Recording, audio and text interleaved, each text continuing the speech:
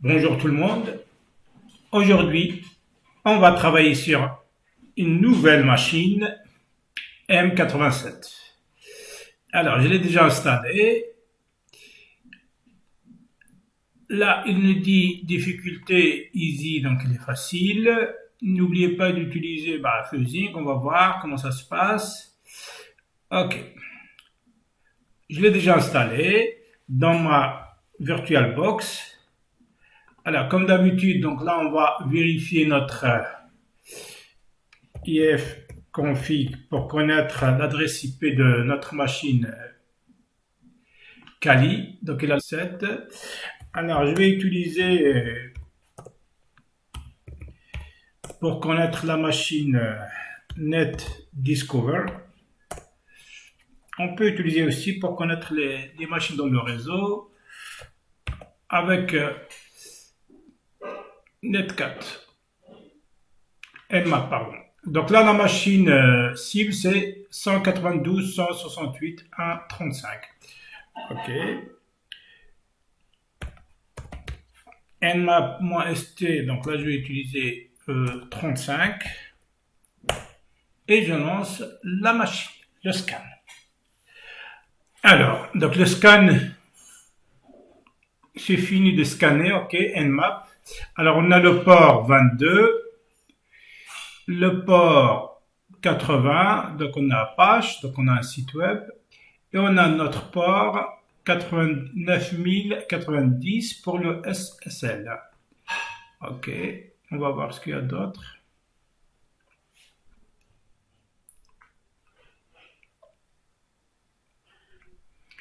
Il nous donne aussi le noyau de Linux. Ok, donc là, qu'est-ce qu'on va faire? On ouvre notre site, on va voir, 192.35.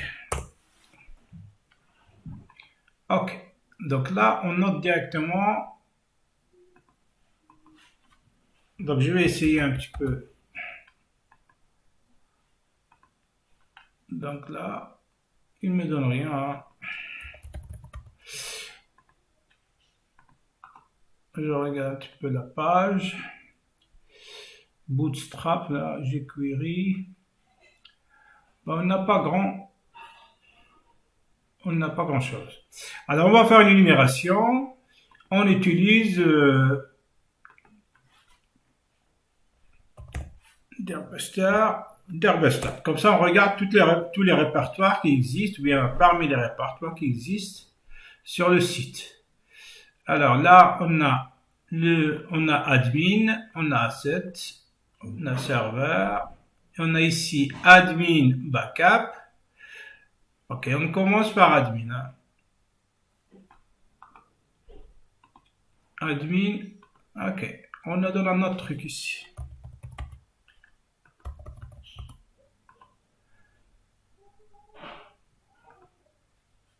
Par contre, lorsque l'on voit pas grand chose. En page. Donc le but c'est quoi en fait? C'est regarder est-ce qu'on a un CMS connu ou bien des informations cachées de notre page. Ok. Je regarde dans notre... donc là on a admin backup. Ok. Donc là on a 3 pages d'administration, de logging. Qu'est-ce qu'on va faire? Hop. N'oubliez pas, il y en a une information, une idée. Nous a marqué Fuzzing. Qu'est-ce qu'on va faire? On va essayer de utiliser ces mots. Donc là, je vais mettre aussi ici. Je vais marquer n'importe quoi, mais pour voir la réaction de la page. Ok. Donc là, par exemple, il a été marqué username. Donc, on ne connaît pas tous les noms. Mais je regarde, on va utiliser Fuzzing pour connaître les pages avec qui me donne un ID, pour avoir une idée de la page si on utilise une injection SQL. Ok. Alors j'ai j'ai mis dans un fichier toutes les informations qu'on a fait, hein, 80, 90. Alors je vais utiliser le fuzzing, le M copie.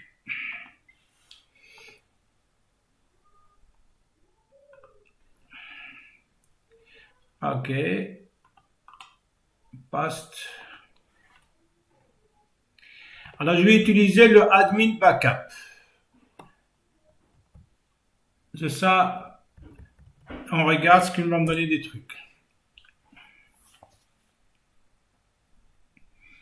C'était le scan, mais je vais utiliser le paramètre 168.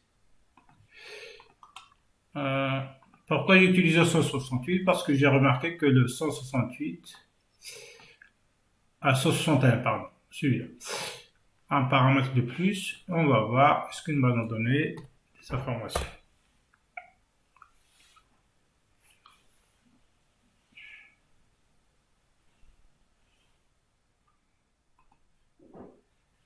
Déjà, il me donne ID.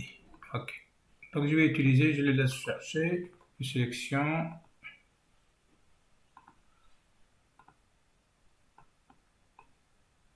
C'est-à-dire, ID est égal à ID. Ok. Donc là, on voit que l'on a une page, Jacques, une page qui est tout à fait différente. Hein. Et en plus, si on fait un caractère, on voit qu'on a une erreur SQL injection. Ok, je regarde dans notre fichier, trouver. Donc là, on a file aussi. File.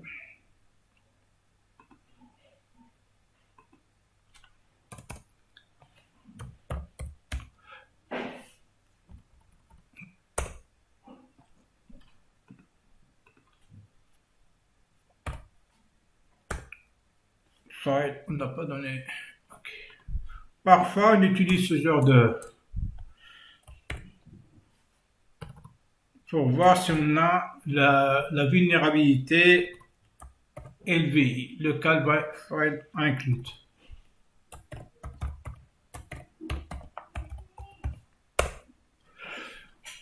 Ok. Donc là, on a une idée. Donc là, on va utiliser un autre outil, SQL Map. SQL Map pour toutes les...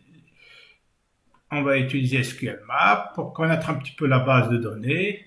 Est-ce qu'on a une vulnérabilité de... Normalement, je vois qu'il y a une vulnérabilité, mais on peut le confirmer avec notre commande. Est-ce qu'on peut injecter...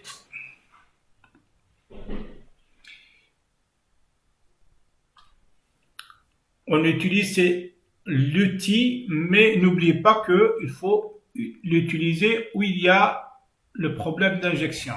On peut injecter le... Ouais, c'était ici. ID. On attend un petit peu. Là, on voit que le paramètre ID, donc il est injectable. On peut injecter le code SQL. C'est-à-dire, on a une vulnérabilité SQL. Ok, donc là, je commence à chercher le nom de la base.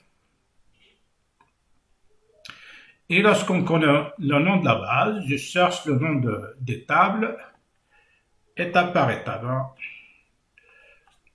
Avec SQL Map, ça nous facilite la tâche pour chercher le nom. Donc, c'était vite fait. Hop, elle est là, le nom. Donc, je vais utiliser ce nom de la base. Avant d'utiliser la méthode manuelle, ça prend beaucoup de temps, mais avec cet outil, c'est plus facile à utiliser. Donc là, j'utilise le nom de la base. Moi, j'ai déjà utilisé cette machine, c'est pour cela la base elle était déjà connue, le DB. Très bien. Et bien, je connais maintenant le nom de la base et je connais le nom de table. Monter. Donc, je vais utiliser user.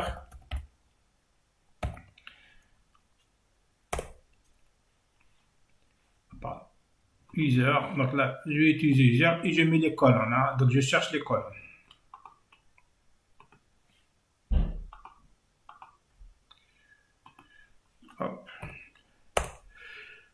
Donc les colonnes, on a 4 colonnes, email, ID, password, username. Ok, donc là je vais lui dire de me donner tous les emails et les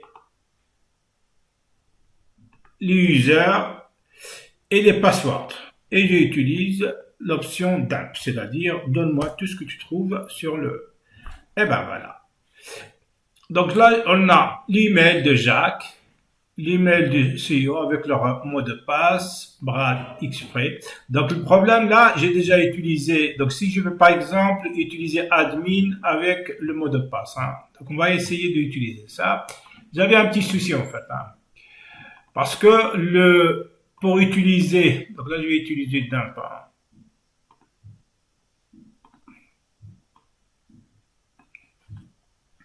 Backup. Alors, si j'utilise admin et j'utilise le code que j'ai trouvé, donc là, on n'arrive pas à entrer. Donc, la base de données qu'il nous donne et le mot de passe, ça, on n'arrive pas à entrer. Donc, soit dans la base de données, les noms d'utilisateurs, il n'est pas le même. Donc, c'était quoi? La méthode, j'ai fait quoi? Eh ben, j'ai cherché les noms de l'utilisateur à partir de cette commande. Et à partir de là, j'ai cherché les noms. Donc, je regarde tous les noms avec cette commande. SQL map et les... donc là, hop, je vais utiliser un autre ici bien.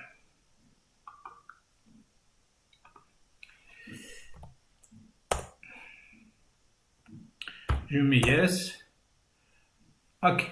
Donc le fichier, il l'a sauvegardé ici et les sauvegardé. Copier là. Donc je mets 4 et je vais lire ce fichier. Ok. Donc le but c'est quoi ici? C'est connaître les noms d'utilisateurs qui est dans notre...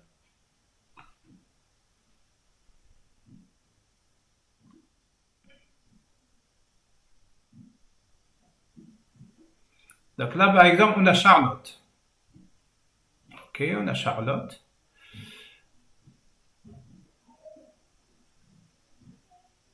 On a Ruth, Charlotte. Donc on a utilisé avec Charlotte pour voir. Hein. Donc j'utilise Charlotte. Copier sélection.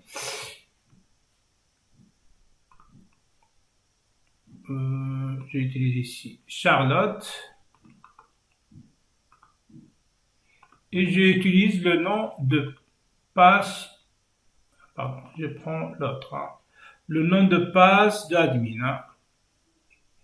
Copie sélection.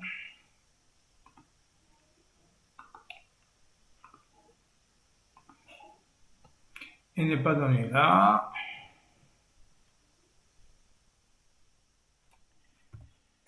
Charlotte. C'est ça avec 2 T. Et je mets ici. Là, on a le port 89090, il est ouvert. Hein. Donc je peux utiliser notre site 9090 pour avoir le SSL.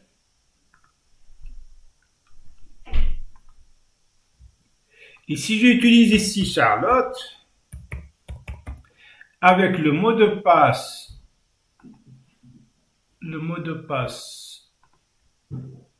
celui-là.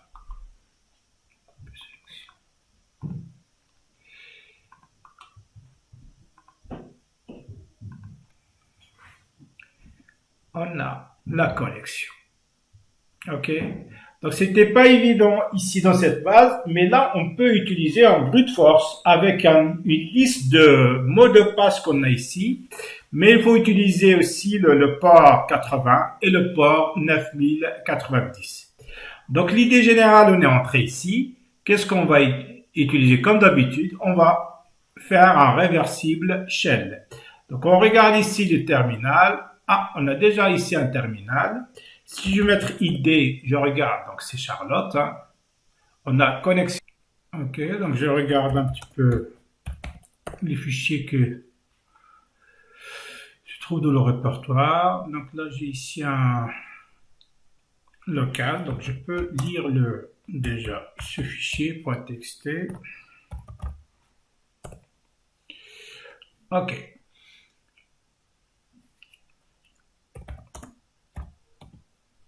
Je regarde les systèmes qui s'annoncent sur le serveur. Dans le serveur,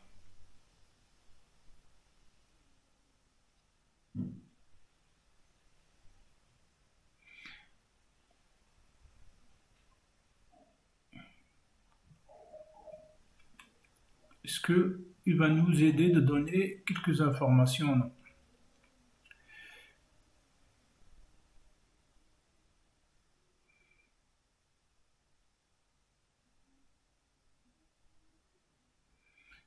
Sinon, on va utiliser un autre. Alors là, route, userbin. Sinon, on va utiliser un autre outil. Un autre outil. Alors là, donc j'ai mis getCap.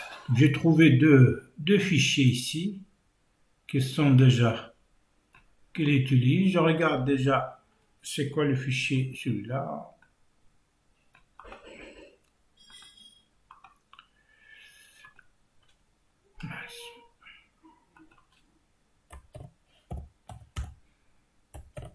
User, si je vais mettre exit.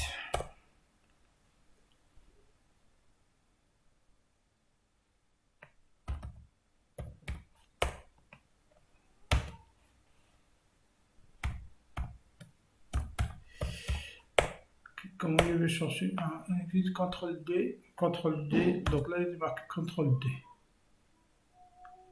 Ok, CTRL D. Alors, donc je regarde pour le Python. Alors, donc là le but en fait, regardez sur le site. Alors, c'est Python.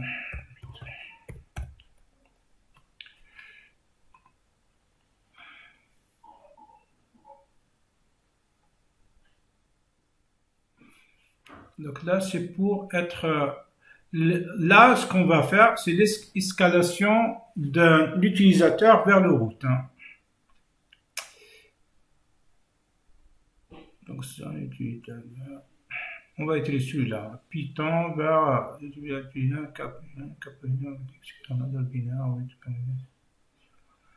privilège. Donc ça, c'est le privilège accès. Ça. Donc normalement, je l'ai mis à côté. Si je utilise ça, hop, copier. Donc là, on utilise ce qui est marqué ici. Alors là, j'aurai mon route. J'aurai mon route.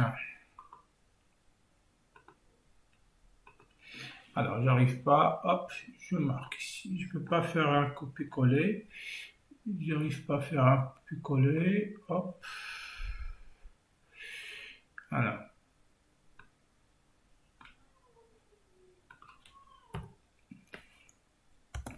Alors, moi, c'est import OS, point virgule, OS, point set UID. Donc là, c'était à partir du site pour avoir le privilège. OS, point système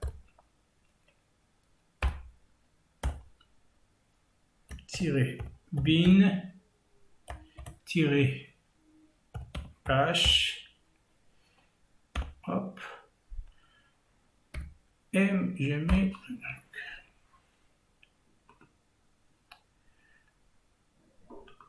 on n'a pas fait d'erreur, problème résolu, hop, on est route, très très très bien, le problème est résolu. Donc là, je vais mettre ls moins la. Donc je vais montrer en route ls moins la et je mets 4 proof.txt. Ok. Eh bien, on a trouvé les deux drapeaux user et root. Donc n'oubliez pas de vous abonner et de liker et de partager la vidéo. Merci, au revoir.